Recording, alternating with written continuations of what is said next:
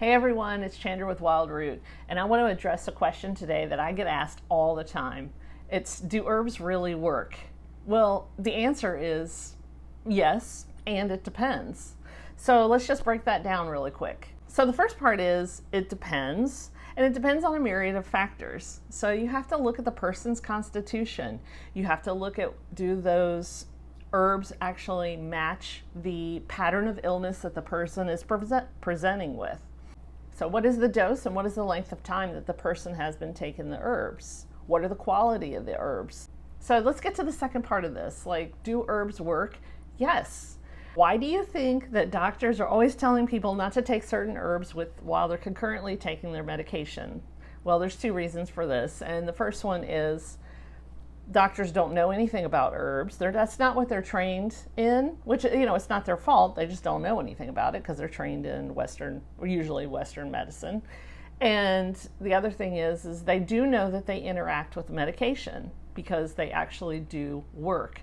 So one of the things about taking herbs with medication is that it can have a potentiating effect. So what does that mean? Like, potentiating means that it actually makes the medication stronger. So I don't know if you guys noticed, I'm wearing my plaid today. I've got my flannel and my plaid, and it's really hot, but I just can't deny it any longer. It's like, it's faux fall, right? It's faux fall here in Florida, and I'm just gonna embrace it and enjoy it. And I'll probably be taking this off very soon because it's actually still pretty warm outside. So let's talk really quick about those potentiating effects and contraindications. So this is something about herbs that a trained herbalist learns about. So they learn about what the contraindications are of certain herbs. So what does that mean? So contraindications are things that you should not be fearful of, but you need to be mindful of it. So basically, herbs that you can't take while you're pregnant or breastfeeding, herbs that you shouldn't take if you're on immunosuppressants, herbs you shouldn't take if you're on blood thinners. If you're on any kind of heart medication or anything like that, you need to be mindful of what kind of herbs you could be taking that potentially interact with those medications. On the other hand, herbs and plants have been around and with us since the beginning of time.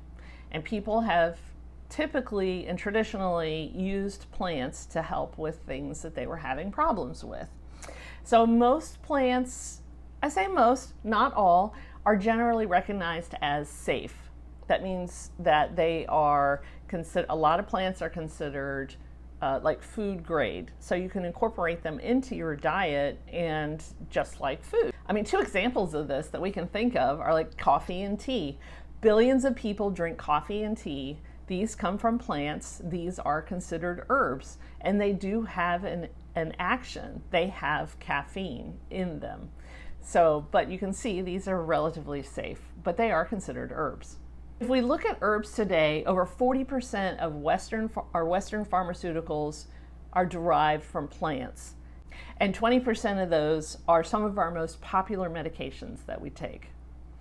Billions of people around the world still rely on plants as their primary source of medical care. Just an aside, at the end of this video, I'm going to talk about 5 different herbs that I believe everyone should have in their pantry. At this point, you might be asking, okay, well, what about the dose, the efficacy, the identification of plants? Are they safe? So yes, you can get a standardized form of some plant derivative in a drug form. And that is what, in Western culture, that is what most doctors do. They prescribe the same medication for every single patient who has that disease, but every single person is different. So most herbalists actually look at the patient individually and try to formulate a plan to help that person, and looking at different herbs that are going to help that situation. And by using a whole plant like we do when we make teas or tinctures, there's actually a lot of different constituents in the plants that we don't even know about yet, that have not even been studied or scientifically studied. So we know that these other constituents in the plants have synergistic effects that we don't even know what they are yet. So lastly, I want to talk about the length of time.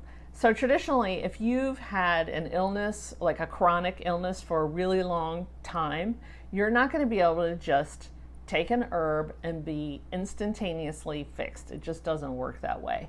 Yes, some herbs work instantaneously, but a lot of times if you're working with chronic illnesses, you will need to be taking herbs for a much longer time. But you should start to see effects over, within a reasonable amount of time, within a couple of weeks. But, just know that it's not going to be a quick fix. But herbalism gets to the root of what the problem is, instead of just masking the symptoms. And if something's not working for you, you might not have the right herb or the right formula. Sometimes it takes a few tries to get these things right. Thank you so much for watching my videos and liking them and commenting and subscribing. And as promised, I have 5 herbs that I want to share that I believe that everyone should have ready in their pantry. If you just keep these things around when you're not feeling well, you've got something right there you can reach for. So number 1 is going to be elderberries for flu and cold support, astragalus for immune support, slippery elm for digestion support, I love skullcap for sleep and anxiety support, and ashwagandha for the nervous system. I hope you enjoyed this video and got something out of it.